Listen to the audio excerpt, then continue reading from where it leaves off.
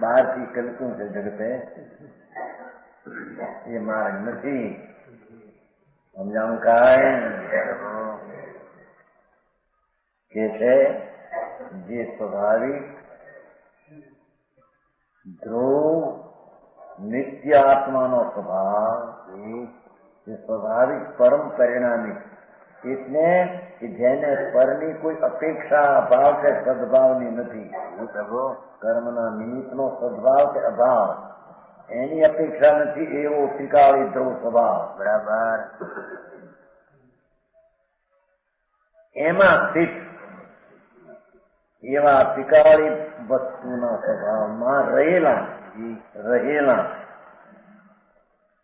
સ્વભાવ અનંત તુષ્ટાત્મક આ ધ્રુવ સ્વભાવ था. પેલો સ્વભાવ રત્નત્રય કહ્યું હતું એ પર્યાય હતી.